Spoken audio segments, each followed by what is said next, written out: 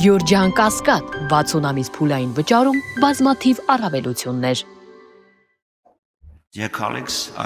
Հայկելի գործընկերներ, բարի գալուստ Հայաստան, հուսով եմ, որ այս 12-րդ նիստը Դոնեստի խվեի ապես կնպաստի կապերի ամրապնդմանը Եվրոպայի միության և արևելյան գործընկերության երկրների միջև, ինչպես նաև խթան կհանդիսանա ավելի ակտիվ աշխատելու այս հրաժողովի շրջանակներում։ Ձեզ ուզում եմ ուշադրությանը ձեր ներկայացնել Հարավային Կովկասի իրավիճակը։ Բոլորը ցանկանում են խաղաղություն։ Ոչ ոք չի կարող ասել ոչ խաղաղությանը, բայց խաղաղության համար և տևական խաղաղության համար այդ խաղաղությունը պետք է լինի արդար, հիմնված արդարության և ազատատենության վրա, իսկ արդարադատությունը ինչ է նշանակում, ինչ է պահանջում։ Պահանջում է, որ բոլոր կողմերի կենսական շահերը պաշտպանված և հարգված լինեն, և պահանջում է բոլոր կողմերից, երկու կողմերից բարի կամք։ Ցավոք սրտի մենք այդպիսի բարի կամքի նշան չենք տեսնում Ադրբեջանի կողմից։ Ադրբեջանը շարունակում է զարթման տակ պահել ավելի քան 200 կիլոմետր քառակուսի Հայաստանի Հանրապետության ինքնիշխան տարածքից, շարունակում է միջամտել Հայաստանի ներքին հարցերին, տարբեր պահանջներ ներկայացնել ու միջամտել։ Օրինակ նրանք ասում են, թե որպես նախապայման խաղաղության համաձայնագրի ստորագրման համար պետք է լինի Հայաստանի Հանրապետության սահմանադրության փոփոխությունը։ Սա դեմ է սկզբունքներին, որոնք Հելսինկյան ակտով հաստատված են կամ ՄԱԿ-ի խորհրդով կամ այլ միջազգային փաստաթղթերով հաստատված են։ Ադրբեջանը շարունակում է օգտագործել Զանգեզուր միջանցք եզրույթը, որը նշանակում է արտատարածքայնություն, ճանապարհի, որը ակնկալվում է որ կանցնի Հայաստանի տարածքով և կապ կստեղծի Ադրբեջանի և Նախիջևանի միջև։ Միևնույն ժամանակ պետք է իհարկե Հայաստանը հնարավորություն տա, որպեսզի աշխարհով կապ ունենալ Ադրբեջանի միջոցով արևմուտք, արևելք, հյուսիս։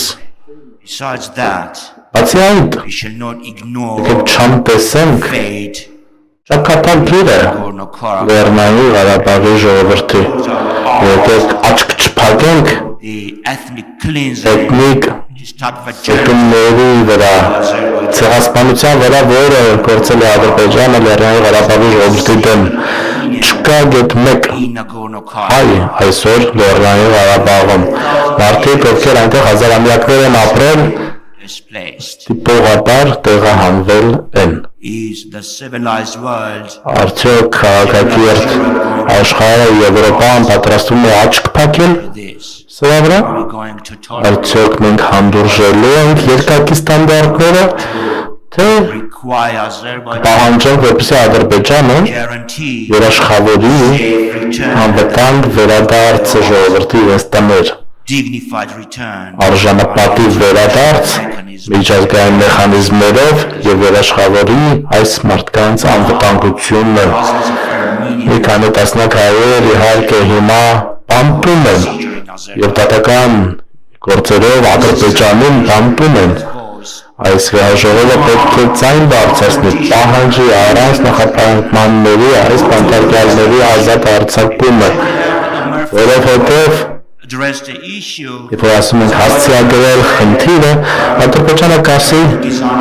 ամեն ինչ օրենքով ենք անում ըստ Ադրբեջանի օրենսդրության, և փակեք ձեր աչքերը, որոնք մարդիկ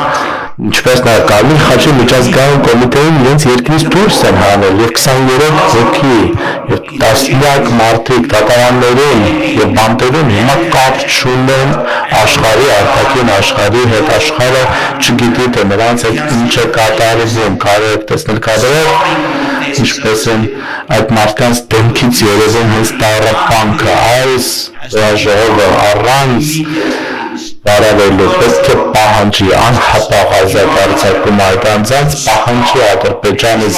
դադարեցնել հայկական մշակութային ժառանգության ավերումը, ինչպես նաև մշակութային հուշարձանի ավերումը, հետևաբար ես փոփոխություն եմ առաջարկում, որ ուղարկենք ուղերձ այս վեհաժողովից Ադրբեջանին, որ այս վեհաժողովը չի հանդուրժելու